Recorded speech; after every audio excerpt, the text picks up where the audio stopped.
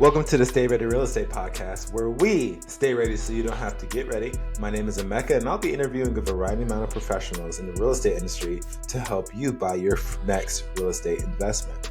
At the end of each podcast, I'll give you 3 actionable steps that you can do today to help you get 1% closer to your goal to getting that next property. My goal with this podcast is to show the world that regular people like you and me can buy properties to build wealth. Today we have Shane Deckert. Shane is a licensed professional civil engineer and has his bachelor's of science in civil engineering with a minor in Spanish. He also has his MBA in marketing.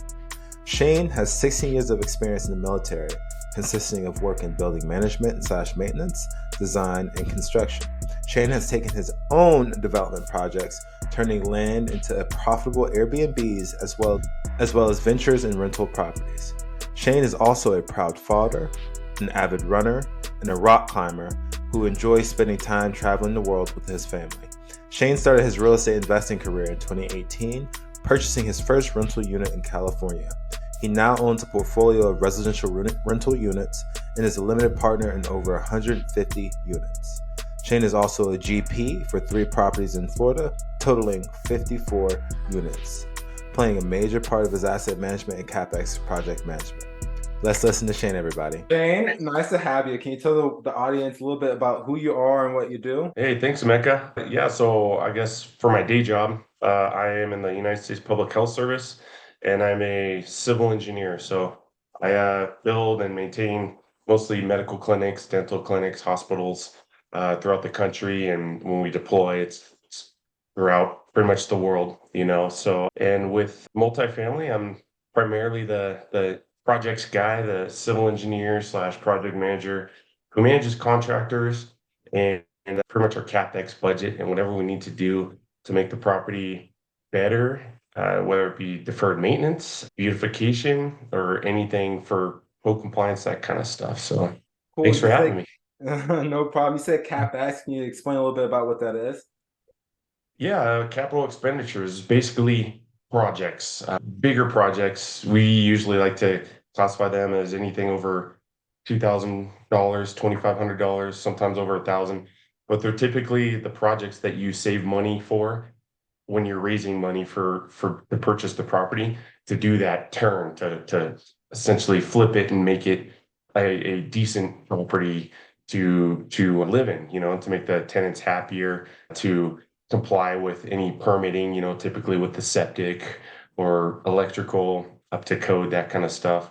And then just beautification, projects like landscaping and trying to come up with a budget before you buy a property, whether it be 50,000 to 400,000, to spend that money typically right away. But then there's usually 3 phases. There's the deferred maintenance, like windows not operating, air conditioners not working, that kind of stuff that you really want to take care of ASAP. Then there's your when needed projects like renovations, when a tenant moves out that first year or year 2, 3, 4, you want to renovate that, or just if something poops out in that first few years. And then there's the back end of CapEx, which is the money you want to save in case something big happens, like your septic system goes out or your roof. Your roofs are going to die within the next 5 years, but not yet. So you're not going to replace them now. Once you start seeing some shingles come off or a couple drips in the ceiling, that's when you finally decide to use that money to replace the roof. I see. So earlier you said raising money. So when would you be raising money? Before you buy the property. So usually, say you find an apartment and you've finally negotiated it with the seller and broker and you have it under contract. So you always need to raise the money for your down payment for the loan In in the the contract. syndication, right? Yes, exactly. It's syndication.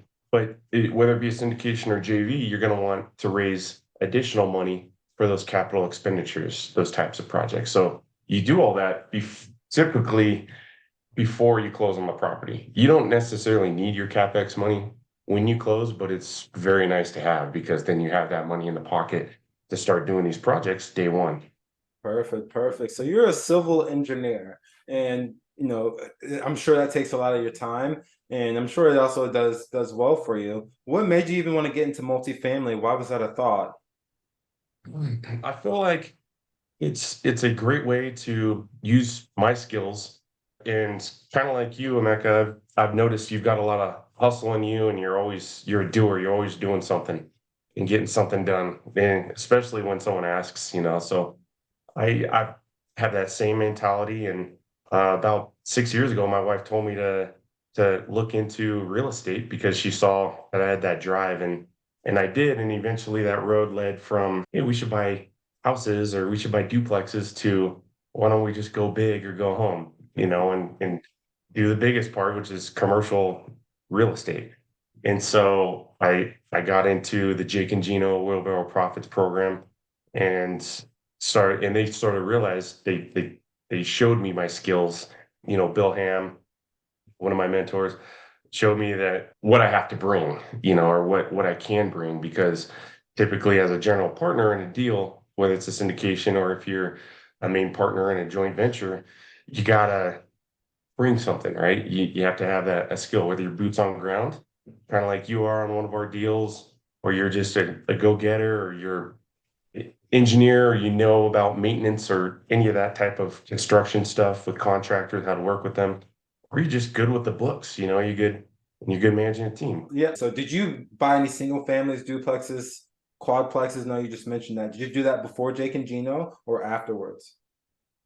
I got through one duplex, and then I realized it's a lot of work, and people were telling me, and as I was in Jake and Gino, and people were telling me that's the same amount of work to have a 10 unit or a 50 unit, so why do two when you can team up? You could do a duplex on your own, but it's gonna take a lot longer to get there. It's gonna be a lot more work, and it's all on you. But when you syndicate or joint venture, you have a team, and you could tackle more. It's almost exponential. One person can manage a duplex, right? But five people can manage a 50 unit. So you've just multiplied your units by 25 that you can have. So it's a great way, and that's what the program and what I've realized too, having a few deals under my belt. It's just better. It's easier to have a team. You guys rely on each other. You make each other accountable, and at the end of the day, you could tackle these bigger properties. I love it. And you made perfect sense there. But what about those who are just getting started? They don't really know anyone in the real estate or they don't actually know anything about real estate. And you're saying that to go big, you need a team. How do you find your team? How do you find these people to trust? And how do you find these people to rely on? Because you're in Colorado.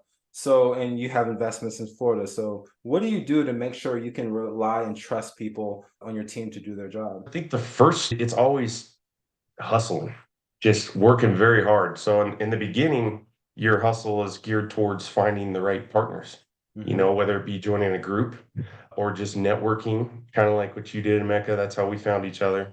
And with Nico, it's just always talking to people and finding the right partners and knowing what you have to bring. Like if you have money, you can get into a deal, but you have to know people, to with the deals. If you live in Florida like yourself, that's cool, but you have to know people who are getting brokers to send them deals and stuff, kind of like how Nico was for us. And for myself, it was just that, I was taking trips to Florida, going to meetings, meetups, and just finding people, and also just realizing that you mesh with them, and that's what makes a great partnership is humility and the willingness to pick up if someone can't do something, and praise them when they do something, and just always being there to do not just your job, but any job that isn't being done or can't, or that you have the capacity to do. For me in Colorado, anything on the computer I can do, even though it's not my job in our syndications or on our asset management. You just be willing to do that, and that's how you start. You show people that, and then eventually you get a project and or contract under your belt, and you start knocking out these CapEx projects or collecting your rent and repositioning the property and showing that what you do works. And then you stick with that team and start getting more deals. Exactly. And I love to see it as like a business because for a business, for you to let's say someone starts as an entrepreneur, builds a business, and then the trap that happens is they're in the business and it's not scalable. Well, if you leave out the country to take a vacation, if that business is not gonna work or not gonna live, it's not a good business. So I would say it's the same as a syndication where, we all have lives. We're not trying to just be doing this forever. Can someone else pick up the slack and can it still survive without you for a short amount of time? And I love that. And speaking, we don't want to be doing this forever and hustling forever. You look about 20-ish, 25, and I'm sure you don't want to be a civil engineer and be hustling forever. So what are your goals to multifamily? Well, what do you want to do, let's say 10, 20 years from now? Are you trying to be a civil engineer until death? Are you trying to be, a GP till death? Like what's the end game for you? First, did you just say you thought I was 25 years old?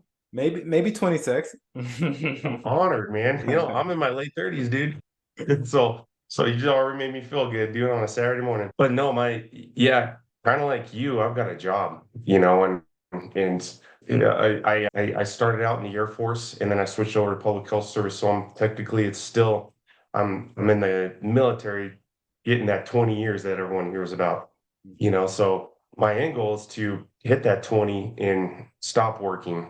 And so as a result, I've been doing multifamily, and it's way more work than I ever thought because you have a full-time job, kind of like yourself, but you've also got these other duties which are I mean, there's so many responsibilities and so much weighing on your shoulder with multifamily, which takes up my lunches, my mornings, sometimes well, pretty much every day last week was a 5 a.m. call. I wake up at 4:45 and get on a call for an hour. But that's just what you have to do before you start work, when you're on your lunch break, after work, weekends. But I know doing all this will pay off for my family because, like you said, I don't want to do this forever. I have a 5-year plan, which is to retire from the military and hopefully be positioned well enough to have a full-time job in multifamily, which I love because if I didn't have a job right now and I was just doing multifamily with our deals we have right now, it'd be great because I could work my own hours. That's essentially what I'm doing now. I'm working 5 a.m. and lunchtime and this. But if I could just bundle that all into, say, wake up late and do like a 8 a.m. start till 11 every day, that would get it done, and then I could really scale and get more and more deals because I have more time. I love it. And the reality is, like the things that we do, it takes time, but it takes more time just because we're doing other things. And was it? I think it's a 4-hour work week. I think that's the book. But a lot of people in multifamily, I would argue, can get a lot of the things they need on a daily basis done in about 4 hours because you just got to talk to certain people, check up on certain things, and then at night maybe just do an overview to make sure those things got done, and then now you can go, play disc golf or go hunting or do whatever you want because most of your day is done. So I love the idea of the control that you have with your life with multifamily. That's kind of why I'm doing it as well. So what I know you invest in Florida. Do you invest in any other places as well? I don't. I used to live in California. My family's from there, and I really thought about it because when you're buying residential, 1 to 4 units, it's a lot easier if you live close to your property because then you can sort of manage them yourselves. But California is just not the place for me to own rentals because the tenant laws are way in favor of tenants. Take COVID, like during COVID, they said tenants didn't have to pay their rent if they couldn't, but then they weren't. The government said that, but then the government wasn't paying landlords either. So the bill fell on the landlords. I know a couple friends who invest in California and they got hit pretty hard with that. Florida just seems like the best place. I know there's a lot of other good places, a lot of good states and areas in the country. But for me, my in-laws all live in Florida. We go there, at least once a year, and I just know it. And I know you could hit the 1% rule still in Florida. It's what we did on our recent deal, Emeka. We're over the 1% rule, where 1% of rent is 100 is your rent is 1% of what you purchased the unit for. So if you're charging $1,000 a month, and you pay 100,000 for the unit, That's how you meet that 1% rule. And it still seems like a good place to buy. Because of that, people are still moving there, even though there's insurance is going up, and they say, there's a lot of the ocean's gonna rise, and Gonna it's sink. that's not yeah, the Tampa or whatever is sinking Miami, but that hasn't quite hit insurance yet, so we're still doing good. Sounds good. So for new investors, it's kind of crazy to see how someone can invest over state lines. How do you determine where you want to invest? Well, if you're in America, in the United States, you can get an LLC in any state. So you can invest anywhere. It doesn't matter. I determined where I wanted to invest based on just some market research and just knowing like what's the best bang for your buck. And that's where I really started was where can kind of like the 1% rule, where is the lowest you can purchase a property with the highest rent in the country. Of course, the highest rent's probably going to be in like somewhere in California or in New York, but you're also going to pay a lot of money for that unit. Whereas in, say, Tennessee or Texas or Florida, tons of other places, you can buy a property for low with a higher rent ratio in that sense. And that's what made me choose Florida. Not only that, but like a lot of multifamily investors are in Florida, Texas, and in other areas. So you kind of look for that as well, like where the big players and the small players, where are they all investing in? And for me, I chose Florida over Texas or say Tennessee or anywhere else because I go there and my family lives there, and I also have contacts like yourself there. So yeah, the boots on ground part is pretty easy when you have someone like you. Exactly, exactly. I love it. And whenever I first got started, I was like, okay, what can I do? What can I do? Where can I invest? Would you say there's a perfect time to invest? Would you say should people wait, or is the perfect time yesterday? I think any time's a perfect time because I started multifamily in 2019, and I didn't get my first deal until last December. So it took late 2022, you know, and I thought the same thing, like, oh, this is a horrible time, this is a horrible time. But my mentors kept pushing me to, they're like, no, just keep going with it, and of course we all know Nico Salgado. He's a shark, man. That dude, he underwrites deals, and when we partnered up in 2020, I think he underwrote 250 deals till we got our first property. And I was with him underwriting them and stuff, but he did a lot of that work, and we lost a lot of money, and we lost 15,000 on a wholesale deal Oh, each, wow. and that hurt because we were 2 days away from closing, and our property didn't appraise because they appraised it wrong. They appraised it as residential instead of commercial, but we didn't know. They didn't tell us. So, it stung, and obviously, and that was in 2020, and you think this isn't for me, multifamily, it's not the right time. But I look past that. I look past the market cycles and whatnot. And I don't think there is a bad time to buy. I don't think you need to wait, or I think just getting started now, because the main goal when you're starting out is getting your first deal and getting that experience. And there really is no bad timing besides today or yesterday to start doing that. Yep, and as long as the numbers work, there's always a good time. And I like Exactly. to say, don't listen to the news. I mean, news is all about viewers, and news is a for-profit business. So how do they make money? They make money by people clicking on their links, clicking on their website, subscribing, and saying bad things and headliners so people can be in tune no matter what the truth is or not. And I want to dig in a little bit about the money that you and Nico lost. So sounds like you lost about 30,000. I know a lot of people who are listening to this saying that if they've ever lost that much with anything, they would probably stop investing. Real estate is the worst thing in the world. Don't ever do it.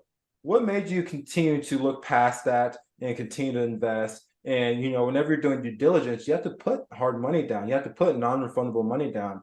So how were you able to look past that and look at the big picture? No, that was when I lost that money, or actually when I started with that money, putting that money in, I was hesitant. And Bill Ham told me, you got to pay to play. And it's true, kind of like what you said, you have non-refundable money with every deal, every contract you go under. It's very risky in the beginning because you haven't inspected the property yet, but you have to pay anywhere between 500 to 3,000, depending on how big the property is. You have to pay that money to inspect it, to know what you're getting into. So that money's gone after you inspect it because they've already done that service. Now, what you get with that inspection is a report of here's how good your property is and here's how bad it is. And usually the bad stuff, you try and if that stuff isn't in the original disclosures or the offering memorandum, then you go back to the sellers and the broker and you say, hey, you didn't tell me your septic system was failing, and here's our report on it. And then they say, cool, we'll let's talk about it. Let's give you a concession or deal with it. And then you have to decide, do I now want this extra cost without them giving me a concession for it? And that's typically what we ran into a lot of these items. And then if you go out of contract, it's for a good thing. You don't want to buy a property with these items you didn't know about when you were first bidding on it, when now you have to pay for them. So that's how we lost a lot of money in the beginning. It kind of hurt. It stung. After that big loss I told you about, my wife was like, "That's it. You're just doing limited partner the rest of your life." But then, this little shooting star came across, and our first deal landed on our lap. And again, I was skeptical. I'm like, "We're gonna go under contract. It's gonna drop after we hit our inspection or the appraisal, and we lost money again, but then it worked out, and now here I am. I'm not an expert or anything. I've only got 2 deals with 3 properties, one with you, Emeka, and it's going great. Now I'm instead of in the desperation mode of, dang, I want that first deal. I'm tired of losing money. It is all right. Now I got some deals. It's occupying my time. I got some experience. Brokers are coming to us, and the deals just get easier because we're getting this property that we just bought, Emeka, that was off market. Yeah. And that was from the same broker that we bought our last property from. So this would have never happened if we hadn't have closed on that first property. I love it. I love it. Now we're going to go into the next segment of the show where I ask the same 3 questions I ask everybody. So number 1, what was the most impactful speech or lesson that helped you in your real estate career? I think it is, I learned from Wheelbarrow Profits that there's 3 things you need to succeed in real estate, but most people can only do 2 of them. It's hustle, money, or time. And you really only have 2 of those. I just had hustle and time. I didn't really have the money. I mean, I kind of a small fish. But like it's that, or either you have money or time, or money or hustle. And I focused on the 2 things that I do have.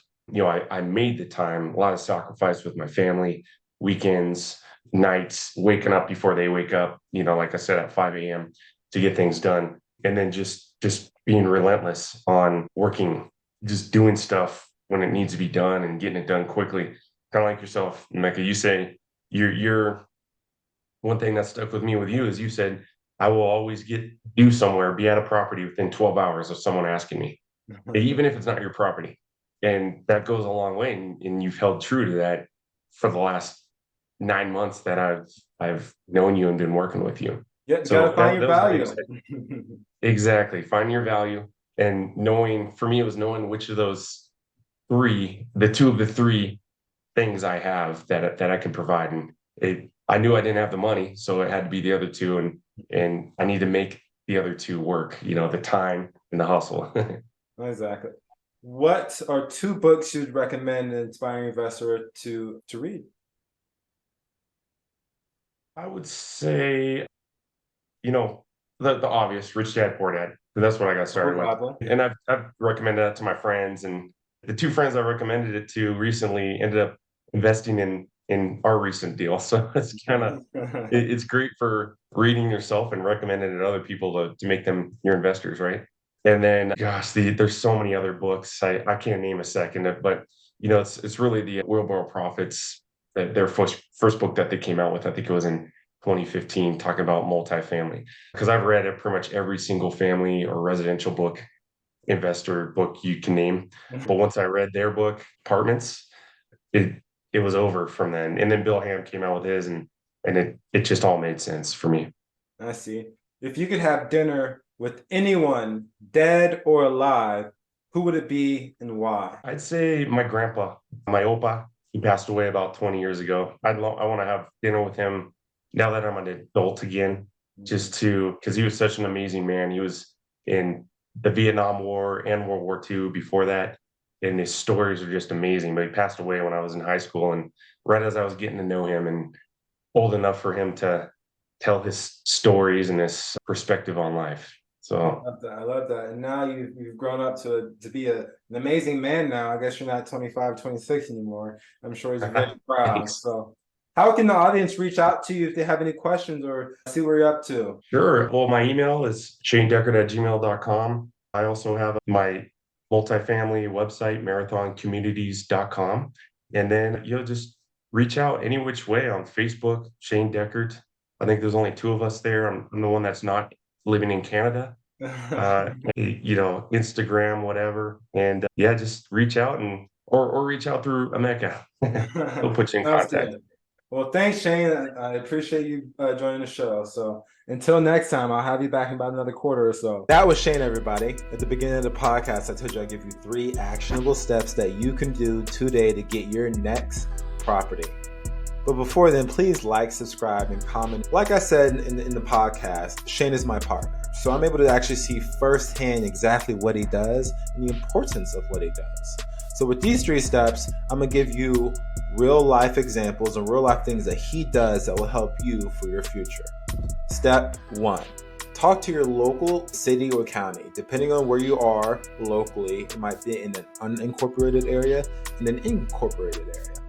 Talk to the city and ask about permitting. See what the process is. Come up with any kind of idea. Do I need a permit to get a roof? Do I need a permit to get a new bathroom or build a new bathroom?